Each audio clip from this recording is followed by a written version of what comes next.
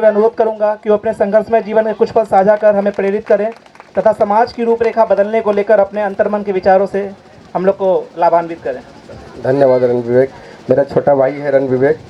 मुझे बड़ी खुशी हो रही है कि हमारे परम आदरणीय सांसद महोदय जो पूरे चतरा के मुखिया हैं, वो स्वयं नहीं आकर के, जैसा कि सर बताए, वो अपने सुपुत्र और वो खुद भी इंजीनियर है। नीतीश सर के लिए एक जोरदार ताली। नीतीश सर का आभार व्यक्त करता हूँ, उनका धन्यवाद व्यक्त करता हूँ और उनको अभिनंदन करता हूँ। और आज ही मैंने उनका नंबर ले लिया है, इसलिए अब हमसे हमेशा सर से मैं जुड़ा रहूँगा।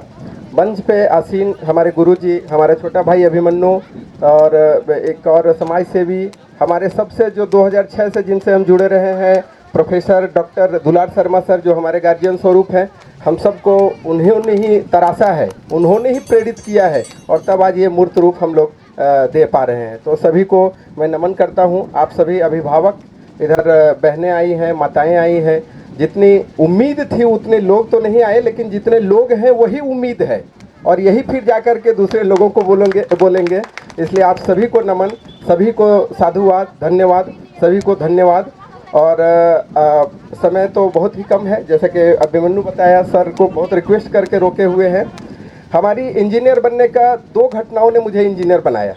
एक तो कि जब मैंने 2005 में तैयारी शुरू किया था इंजीनियरिंग, तो उस समय एक बैंक मैनेजर रांची में रहते थे, वहाँ पे मैं गया था और जीजा जी हमारे बोले कि भाई ये हमारा साला है, इंजीनियर का तैयारी करना चाहता है, इंजीनियर बनना चाहता है।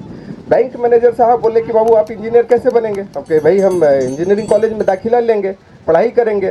तो थोड़ा मेरी नो डाउट हमारा थोड़ा गरीबी का स्थिति था और आज भी हम लोग मध्यम परिवार से आते हैं, गांव से आते हैं, सुदूर गांव से। उस समय बिल्कुल भी साधन नहीं था।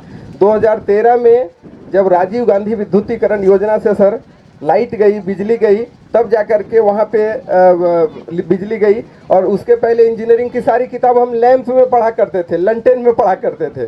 तो संघर्ष इतना रहा है कि अभी एक एक गिनाते चलेंगे तो शाम हो जाएगा।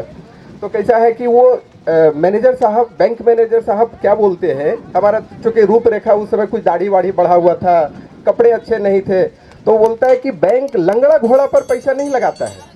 और ये बातें मुझे घर कर गया कि अगर लंगड़ा घोड़ा मुझे बोला तो हमारे चतरा जिला में 1472 गांव के जो बच्चे हैं वो तो सब लंगड़ा घोड़ा है। क्या हम सब गोबर से पैदा हुए हैं? और जो शहरों में बच्चे पैदा होते हैं उनको क्या दूध से नहलाया जाता है? वो सभी बच्चे बुद्धिमान होते हैं और हम सब मंदबुद्धि होते हैं? उसी समय मैंने ठाना, और उस समय हमारे पूर्व प्रधानमंत्री, स्वर्गीय प्रधानमंत्री अटल बिहारी वाजपेयी साहब का एक कविता मुझे याद आई कि हार नहीं मानूंगा, रार नहीं ठानूंगा, काल के कपाल पर लिखूंगा, मिटाऊंगा, गीत नया गाऊंगा। मैंने उसको आत्मसात किया, आया, और उसके बाद 14 महीने लगातार मैंने संघर्ष किया। उसके बाद बीआईटी सिंदरी, फिर हमारा एक सीट वहाँ पे रखा हुआ था, बीआईटी सिंदरी में पढ़ाई किया। बीआईटी सिंदरी पढ़ाई करने के बाद नौकरी ली। उसके बाद माता पिताजी को हमने 4 धाम की यात्रा कराया। बट ये बेचैनी जो मन में चल रहा था कि जो वो बैंक मैनेजर हमको लंगड़ा घोड़ा बोला है, वो रेस वाले घोड़ा कब हम पैदा करेंगे? और ये सब सारी बात फिर हमारे जो परम मित्र विजय जी हमारे प्रतिबिंब है, प्रतिमूर्ति हैं, हम एक दूसरे का प्रतिछाया है, फोटोकॉपी है। विजय जी है तो हम हैं तो विजय जी हैं। आप उनको सोचिए तो हमें सोचिए। जो मैं सोचता हूँ उसका मूर्त रूप देते हैं और वो जो सोचते हैं उसका मूर्त रूप मैं देता हूँ। हम लोग ये दोनों मिल करके उनसे काफ़ी बातें करते थे कि भैया कैसे निकलेगा सारे लंगड़ा घोड़ा, अगर हम लोग बैठ जाएं तो हमारे गांव के बच्चे कैसे निकलेंगे? तो फिर हम लोग धीरे धीरे 2005 से लेकर 2026 तक, आज 20 साल में जो पोस्टर में आप देख रहे हैं 40 इंजीनियर, एक एक करके हमने 40 इंजीनियर को निर्माण किया है। सबसे पहले मैंने अपने मित्र को इंजीनियर बनाया, अपने गाँव में 11 इंजीनियर बनाया। आप यहाँ पोस्टर में एक भगवत गीता का श्लोक देख रहे होंगे। ईश्वर का और मेरे पिताजी का, माताजी का असीम कृपा रहा है कि भगवत गीता मुझे पढ़ने का मौका मिला और मुझे अंदर मन से भगवत गीता पढ़ने की ईश्वर का कृपा रहा, जिसे उनके आदेश से मैं पढ़ पाया। उस श्लोक में लिखा है, यदि अदाचरति श्रेष्ठा तद तद देवे तरोजन संयत प्रमाणम कुर्यते एतद लोको अनुवर्तते। इसका क्या मतलब है कि यद यद तद तद, यद यद, जैसे आप जितने अभिभावक बैठे हुए हैं, जैसा जैसा हम काम करते हैं तद तद हमारे जो हमारे जन है, जन मतलब आप एक अभिभावक के रूप में सबसे श्रेष्ठ पुरुष आप ही हैं अपने घर के लिए। आप जैसा आचरण करते हैं, जैसा व्यवहार करते हैं, भगवत गीता का श्लोक टाइमलेस श्लोक है, काल समय परिस्थिति से बिल्कुल परे है, ये कभी भी नहीं बदलता है। जैसा हिंदू के लिए, मुस्लिम के लिए, सब के लिए, इंडिया, पाकिस्तान, ऑस्ट्रेलिया, जर्मनी, कहीं पे भी हो जाए, भगवत गीता का ये श्लोक हमेशा के लिए अजर है, अमर है। तो मैं इस श्लोक को इसलिए यहाँ पे दोहरा करके और आप सबों को फिर से संबोधित करता हूँ कि आप सब कैसे करेंगे, क्या आचरण करेंगे कि आपके बच्चे यहाँ पे आएंगे। आप क्या सपना देखेंगे। जब तक आप सपना नहीं देखेंगे तब तक आपके बच्चे कैसे पढ़ने आएंगे यहाँ, या हजारीबाग, या फिर दिल्ली, या फिर जिनको सुविधा है वो कोटा जाएंगे। तो भाई आपको सपना देखना होगा। कहावत में है, कथा में है, आप सब सुने होंगे, आप सब हमसे सभी उम्रदराज लोग हैं, सब सुने होंगे कि जसोदा माता एक बार भगवान श्री कृष्ण के मुंह में पूरा ब्रह्मांड देख ली थी। क्या सब लोग सुने हैं? सब लोग ऐसा सुने हैं ना कि जसोदा माता अपने लल्ला के मुंह में ब्रह्मांड देख ली थी। इस कहावत का एक दूसरा भी अर्थ है कि जसोदा माता अपने बेटे के माने भगवान श्री कृष्ण के मुंह में ब्रह्मांड नहीं देखी थी, वो माता जी के आंखों में ब्रह्मांड दिखता था। जब आप लोग जैसे माताएं जो हमारे अभिभावक हैं, नंद जी जैसे अभिभावक, जब उनके आंखों में ब्रह्मांड दिखेगा, उनके बेटा उनकी बेटी का ये सपना दिखेगा कि मेरा बेटा एक दिन आईएएस ऑफिसर बनेगा, आईपीएस ऑफिसर बनेगा, इंजीनियर बनेगा, तो निस्संदेह उसका बेटा एक दिन इंजीनियर और आईएएस ऑफिसर बनेगा। जसोदा माता अपने बेटे लल्ला भगवान श्री कृष्ण के प्रेम में इतना पागल थी कि वो भगवान श्री कृष्ण को ही पूरा ब्रह्मांड मानती थी। जैसा उनकी माता ने सपना देखा था, भगवान श्री कृष्ण बाद में वही ब्रह्मांड के रचयिता बने।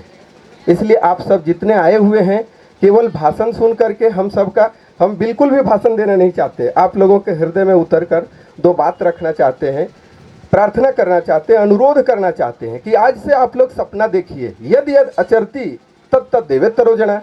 जैसा जैसा आप आचरण करेंगे, आप शाम में रील देखेंगे, मोबाइल में रील देखेंगे 4 घंटा, और आप बच्चों को सोचेंगे कि हमारा बच्चा IIT करेगा, IAS ऑफिसर बनेगा।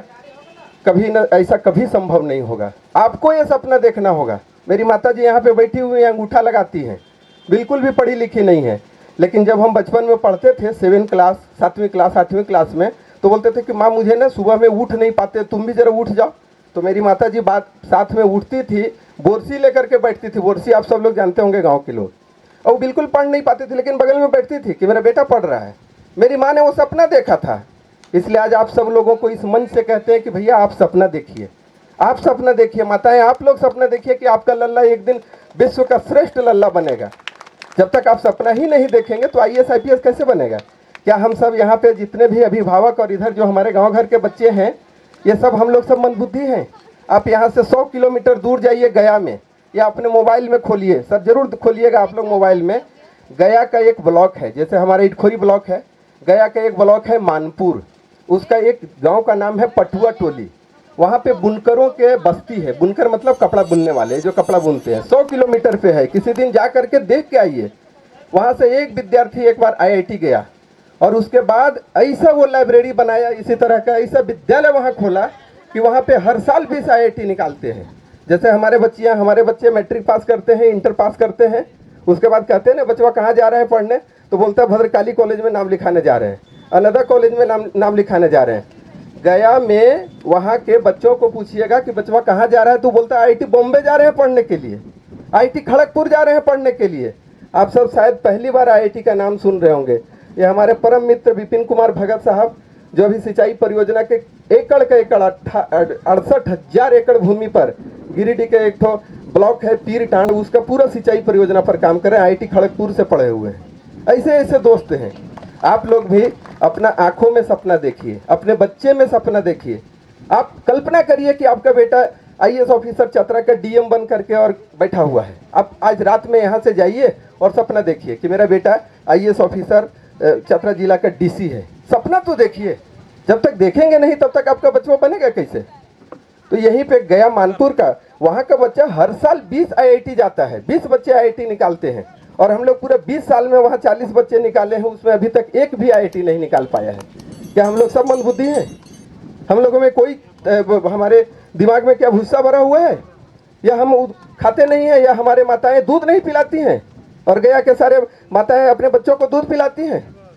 ये मेरा अंतर्भाव का पीड़ा है। मैं आप सबों के हृदय में उतर कर प्रार्थना करना चाहता हूँ, जितने हैं उतना ही सफिशिएंट ये जा करके एक संदेश के रूप में दें कि भाई सबसे पहले आपको सपना देखना है, आपको व्यवहार में लाना है। आप सामने बैठेंगे 2 घंटा रील देखेंगे और बच्चा भी आपका लटक करके आपके ऊपर रील देखेगा ना। आज हम 40 साल की उम्र में पीएचडी कर रहे हैं, जैसे जो सर बोले डॉक्टरेट इसके बाद आए। हम धनबाद से सर आपको बता दें कि कल हम पीएचडी का एग्जाम लिख करके आए हैं। पीएचडी का एग्जाम कुछ दिन के बाद हम भी डॉक्टरेट हो जाएंगे। जानते हैं पीएचडी क्यों कर रहे हैं? पीएचडी हम आप लोग के बच्चा लोग के लिए नहीं कर रहे हैं, हम अपनी बच्चा के लिए पीएचडी कर रहे हैं। जब हम पढ़ाई करने बैठते हैं तो मेरे 2 बेटा है, दोनों ला करके किताब देता है, दोनों ला करके कलम देता है, कॉपी देता है। डैडू आपकी एग्जाम हो गई, डैडू आपका असाइनमेंट बन गया, यदि अचरति श्रेष्ठा तब तब देवे तरो जना।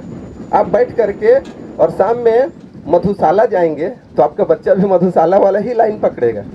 आप शाम में बैठ करके गप और ठहाका पीटेंगे, ताश फेंटेंगे, क्षमा करेंगे, थोड़ा सा कठोर शब्दों का प्रयोग करना पड़ रहा है, क्षमा चाहता हूँ, लेकिन मधुशाला जाएंगे तो आपका बच्चा भी मधुशाला जाएगा। आप आचरण, आप सब मेहनत कश हैं, यहाँ पे जितने भी अभिभावक हैं सब मेहनत कश हैं, हमें ढालना है। आप अपनी छोटी सी बिजनेस करते हैं, मेरे भैया हैं छड़ सीमेंट का दुकान किए हुए हैं, वो सुबह 5 बजे से गाड़ी उठाते हैं और शाम 7 बजे तक सीमेंट पहुंचाते रहते हैं, लेकिन अपने बच्चे के साथ 2 घंटा भी नहीं बैठते हैं। आप जो बिजनेस कर रहे हैं वो बिजनेस आपके ही जीवन तक चल पाएगा। टाटा बिरला जैसा हम लोग यहाँ कोई फैक्ट्री लगा नहीं पाएंगे, तो क्यों नहीं एक हम बड़ी बिजनेस का सोच लाएं। आप अपने बच्चे के साथ 2 घंटा बैठिए, अगर एक दिन 2 घंटा बैठेंगे तो महीने में 60 घंटा बैठेंगे और एक साल में 730 घंटा बैठेंगे। और 0 से 10वीं क्लास तक अगर आप बैठते हैं तो 7300 घंटा अपने बच्चों के साथ बैठेंगे। फिर आपका बच्चा का ना पूरा पृथ्वी का कोई ताकत नहीं होगा जो बच्चा को आपको रोक दे। मेरा बच्चा पिछले 3 साल से स्कूल टॉपर रहता है। काहे भाई?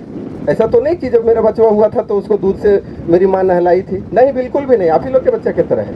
लेकिन वो जब हमें आचरण करता हुआ देखता है, हमें पढ़ता हुआ देखता है, तो वो खुद भी पढ़ता है। इसलिए आप लोग सब यहाँ से जाएं और अपने अपने घर में 2-2 घंटा अपने बच्चों के साथ जरूर बैठें। एकदम ऐसा नहीं कि यहाँ से अल्पाहार मिला, भाषण सुने, सर आए, फोटो खिंचवाए और चले गए। आप लोग अपने बच्चों में सपना देखना चालू करिए। हम चाहते हैं कि आईआईटी हमारे यहाँ इटखोरी से आईआईटी निकले, इटखोरी से आईएएस निकले। जो हमारा संकल्प है कि हम पूरे चतरा जिला से 500 सशक्त युवाओं को तैयार करें। उसमें केवल इंजीनियर ही नहीं होंगे। जब आईएससी साइंस से यहाँ से पढ़ेंगे, हम लोग जितने भी सरकारी इंजीनियर हैं, जैसे हमारे कुणाल पांडे साहब हैं, सुदामा जी हैं, हमारा रण विवेक मेरा छोटा भाई है, अभिमन्यु है, जितने इंजीनियर का टीम है, हम लोग सब ऑनलाइन यहाँ पे पढ़ाने की व्यवस्था करेंगे। या जो इधर पोस्टेड हैं हजारीबाग में, गिरिडीह में, चतरा में, वो प्रयास करेंगे कि संडे सैटरडे को 15 दिन पे, महीने पे 1 दिन का क्लास लें। हम IISM धनबाद अभी IIT है, IIT धनबाद में कल गए थे, 2-3 बच्चों का नाम लिख करके आए हैं। चतरा कुंदा का लड़का एक IIT धनबाद में पढ़ता है। उसको बोले कि बाबू तुम 1 महीना जो गर्मी छुट्टी होता है और ठंडा छुट्टी होता है उसमें तुम्हारी सारी व्यवस्था हम करेंगे, तुम चल करके हमारे बच्चों को पढ़ाओ। तो सर जो आप कह रहे थे कि पोस्टरबाजी, हम आपका बात को स्वागत करते हैं सर, आपका बात को आत्मसात करते हैं। हम लोग ऐसा पोस्टरबाजी करने का प्रयास नहीं करेंगे। आप लोगों से एक और अनुरोध होगा कि सर ने एक और भी बात कही कि इसको हम लोग बिजनेस बनाएंगे। बिल्कुल भी बिजनेस नहीं बनाएंगे। जितना फीस है आप लोग गूगल में देख सकते हैं, वो फीस है। इतनी बड़ी इंफ्रास्ट्रक्चर और इतना बड़ा कॉलेज और इन तीनों जो हमारे टीचर हैं, फैकल्टी हैं, उन सब का भरण पोषण कभी नहीं हो पाएगा।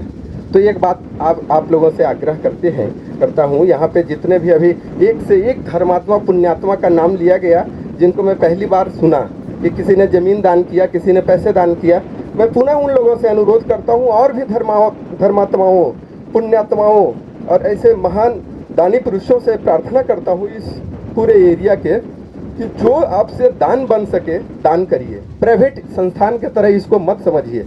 सेवा का भाव लेकर के हम लोग आए हुए हैं, लेकिन भाई जो गुरुजी रहेंगे, जो फैकल्टी रहेंगे, उनका भरण पोषण के लिए तो चाहिए ना। आप किसी भी तरह का दान करिए ना, हम सब दान एक्सेप्ट करेंगे। कुर्सी बेंच यहाँ पे चाहिए, 10 ठो कुर्सी बेंच आप बनवा करके अपने नाम लिखवा करके उसमें दान कर दीजिए। आपका एक रजिस्टर में हम लोग सब दानकर्ताओं का नाम लिख लेंगे। आप चाहें तो थाली दान कर दें। 100 बच्चे रेजिडेंशियल, 100 बच्चे, 300 बच्चे का रहने का हम लोग का प्लान है। सब गरीब गुरबा गांव घर के बच्चे जो मेरे तरह मेधावी थे और जिनको सुविधा नहीं मिला, वो सब यहाँ पे रहेंगे। आपके पास कुछ भी नहीं है, लगता है कि नहीं, आपके पास धान है, गेहूँ है, तो 1 क्विंटल धान दे दीजिए, चावल दे दीजिए ना, हर दिन मेस में खाना बनेगा। हर दिन बच्चे लोग खाएंगे। इसलिए आप जो भी दान करें, दान के बारे में जैसा सन्यासी साहब बोले, और भी भगवत गीता का 17वां श्लोक का 20वां, 21वां और 22वां अपने गूगल में देखिएगा। इतना बढ़िया भगवत गीता में श्लोक कहा गया है, पढ़िए, सब लोग आनंद लीजिए। आज हम एक ठो और भी हम लोग काम कराए हैं कि सबके हाथ में एक एक पुस्तक, कर्मयोग का पुस्तक बांटे हैं। आप लोग सभी अभिभावक जाएं, अपने अपने कहानी का किताब खरीदें, भगवत गीता खरीदें। अगर मुस्लिम भाई हैं तो गीता पढ़ें, कुरान पढ़ें, बाइबल पढ़ें, डॉक्टर भीमराव अम्बेडकर साहब के बारे में पढ़ें, हमारे APJ अब्दुल कलाम साहब के बारे में पढ़ें, लेकिन पढ़ने की आदत डालें। जब शाम 7 बजे से 9 बजे आपका बच्चा पढ़ता है, उस समय आप भी किताबें पढ़िए ना। यदि अद अचरती श्रेष्ठा तद तद देवे तरोजना। मधुशाला में मत बैठिए, ताश फेंटने में मत अपना समय गंवाइए। आपका बच्चा ही सबसे बड़ा पूंजी है। आज अगर हमें खड़ा देख रहे हैं, मेरी माता को देख रहे हैं, तो आप लोग महसूस कर सकते हैं कि हम भी तो आपका बच्चा की तरह निकले थे।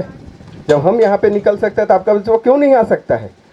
हम उम्मीद करते हैं, हम भगवान से प्रार्थना करते हैं कि हमारा यहाँ का सारे बच्चे, यहाँ मेरा संकल्प है कि 500 सशक्त युवा में कम से कम सर 10 IAS निकालना है, 10 IPS निकालना है सर, 10 कम से कम 100 IIT के इंजीनियर यहाँ से प्रोडक्ट करना है। जब जिस दिन IIT में बच्चे हमारे जाने लगेंगे, उस दिन हमारे जीवन का जो लक्ष्य है वो पूर्ण हो जाएगा।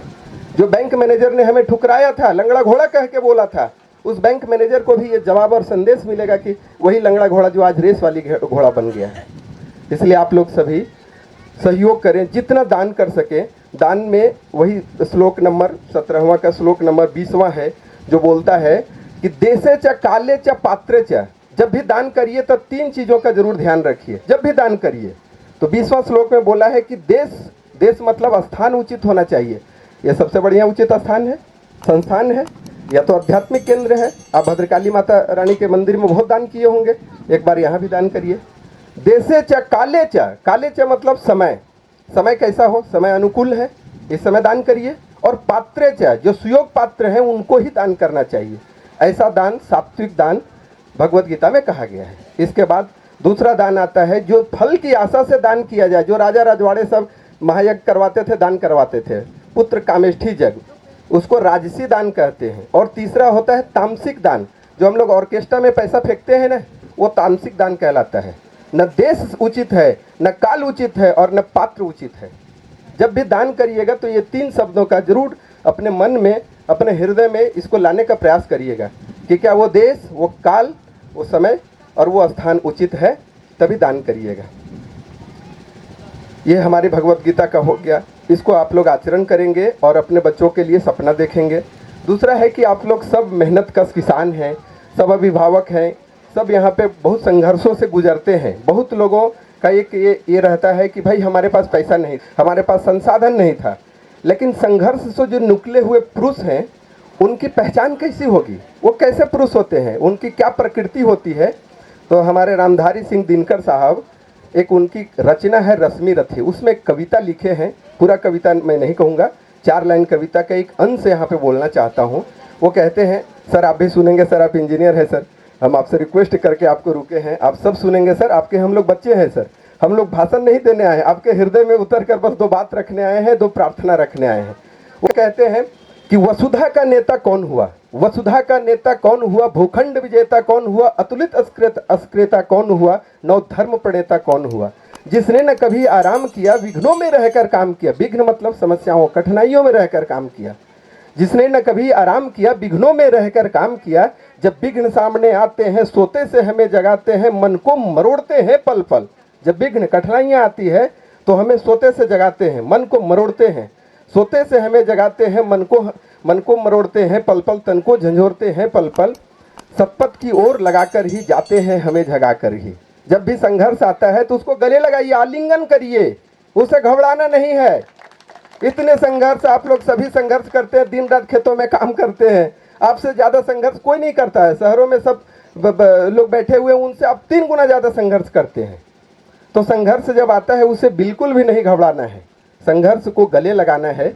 उसके बाद और भी अगली लाइन है उसका, वाटिका और वन एक नहीं, वाटिका और वन एक नहीं। वाटिका मतलब गार्डन, बाग बगीचे, और वन एक नहीं। वाटिका और वन एक नहीं, आराम और रण एक नहीं। आराम जो हम लोग सब करते हैं, और रण, रण का मतलब युद्ध। तो युद्ध का मतलब वो बॉर्डर वाला ही युद्ध नहीं, हम सब युद्ध लड़ रहे हैं, हम नौकरी में युद्ध लड़ रहे हैं, साहब अपने पॉलिटिकल करियर में युद्ध लड़ रहे हैं, सब लोग जो जो जहाँ जहाँ है सब युद्ध लड़ रहे हैं। तो वाटिका और वन एक नहीं, आराम और रण एक नहीं, वर्षा अंधड़ आतप अखंड, पौरुष के हैं साधन प्रचंड, पौरुष के हैं साधन प्रचंड, जो लाक्षागृह में जलते हैं वही सुरमा निकलते हैं। सुरमा ऐसे नहीं निकलते हैं। आप जरा पांचों पांडव को याद करिए, पूरा महाभारत वो लास्ट में जीते थे, पूरा महाभारत भगवान श्री कृष्ण के आदेश और उनके समर्थन से पूरा महाभारत जीते थे, वही लाक्षागृह में जले थे। तो जो लाक्षागृह में जलते हैं वही सुरमा निकलते हैं। आप अपने बच्चों को जलने दीजिए, तपने दीजिए, वो जितना तपेगा उतना ही गर्जना करेगा। जैसे आज हम सब यहाँ पे गर्जना कर रहे हैं, और भी तपने दीजिए उसको, कभी भी उसको श्रेय मत दीजिए, पूरी से पूरी एकदम कुंदन की तरह उसे तपाइए। अंत में चार पंक्ति, दो पंक्ति और है जो हमारे भाइयों के लिए है, हमारे बच्चों के लिए है, ये जो यहाँ खड़े हैं कि बढ़ खुद विपत्तियों पर छा जा, ऐ मेरे किशोर मेरे ताजा, ऐ मेरे किशोर मेरे ताजा, जीवन का रस छन जाने दे, तन को पत्थर बन जाने दे, तू स्वयं तेज भयकारी है, क्या कर सकती तुझे चिंगारी है, तू स्वयं तेज भयकारी है, क्या कर सकती तुझे चिंगारी है। गरीबी, अशिक्षा और बेरोजगारी के छाती को ऐसा चीरो कि एक पीढ़ी क्या वो 7 पीढ़ी तक तुम्हारे दरवाजे पर दस्तक न दे सके। ये हमारी अंदर की पीड़ा है और तुम्हारे हृदय में उतर कर बात रखने के प्रयास किए हैं। रील देखना बंद करो बाबुओं और पढ़ाई करो, जम के पढ़ाई करो, हमसे भी ऊंचा इंजीनियर बनो। हम तो प्रार्थना करते हैं कि यहाँ से आईएएस निकले, आईपीएस निकले, यही हमारा लक्ष्य है।